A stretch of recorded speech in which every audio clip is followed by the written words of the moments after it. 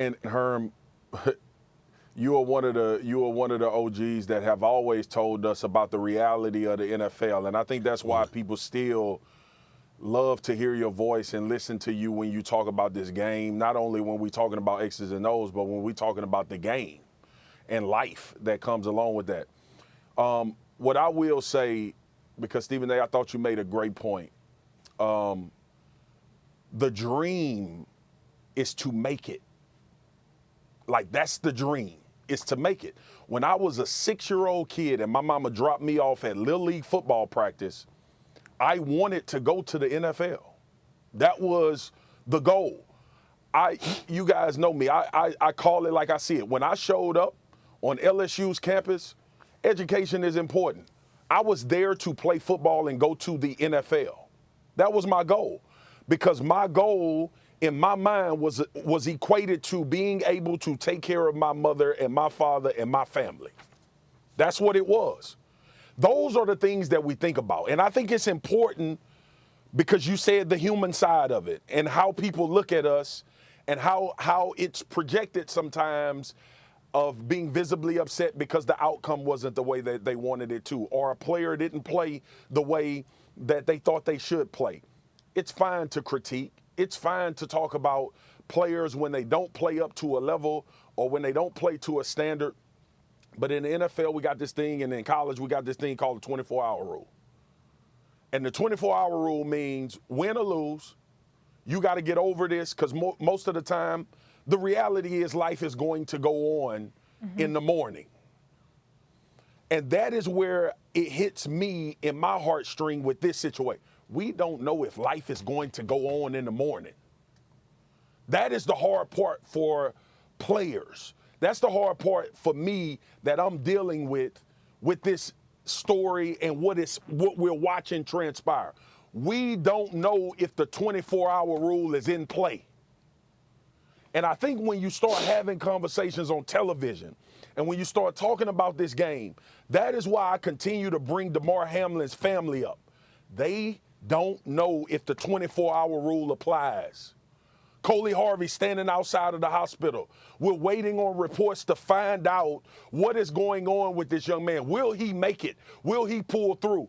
There is no 24-hour rule for this. And I think that is where everybody is right now. And humanity has to prevail. We could talk about this in so many other areas of life and the world, and in this age that we live in with social media and television and the quick adverse reaction and what we should and shouldn't do. And sometimes humanity gets lost. That's why I think what you, Stephen A., said, the face of sports media just said about the human side of this and how people look at this and the interpretation of sometimes we may have to give them benefit of the doubt because they don't understand that part of it. But ultimately, based on my experience playing this game and being a professional athlete, the 24-hour rule doesn't apply right now. And that is why players on the field were in shock and fear was on their face. That is why coaches didn't know what to do. NFL executives didn't know what to do. People don't know how to respond to this because ultimately we are not conditioned humanly to watch this transpire. We are still trying to process and respond. But in the midst of all of that, this is not our son. This is not our brother. This is not our cousin. This is not somebody that has impacted the lives of youth through a foundation, who he's touched, who he's been around. We are not the people in the Pitt community that he was able to influence and affect. We are not the defensive backs for the Buffalo Bills who spend a lot of time together in meeting rooms, hanging out off the field. We are not those people, and it is hard for us to process this. I cannot imagine how you think of moving forward when the 24-hour rule doesn't apply. We don't ever think it's going to happen. We don't ever think that we're going to see or witness anything like what we saw with Damar Hamlin. As much as we can talk about knowing that it is a reality that's a part of this game, we still don't ever think we're going to see it happen. We don't think as players that it's going to happen to us. So the humanization of it, the fact that there is a family dealing with this, that it absolutely has nothing to do with football, and I think a lot of people have acknowledged that it doesn't.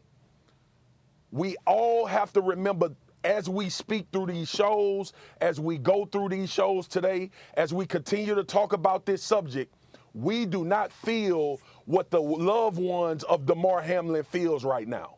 But we can try to give perspective, and we could tell you as players being around guys and how those relationships are formed.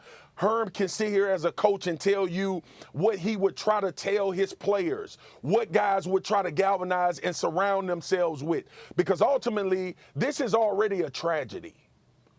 I hope this young man pulls through, but this is already something that a lot of people don't understand how to deal with.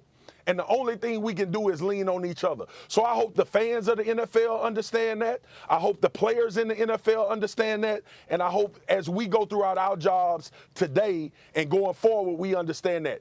Think about this family first before you think about your fantasy, before you think about when this game is going to be played or what the reaction to this should be. Think about the people that are literally sitting in that hospital right now with Damar Hamlin waiting on this information. Thanks for watching ESPN on YouTube. For live streaming, sports, and premium content, subscribe to ESPN+.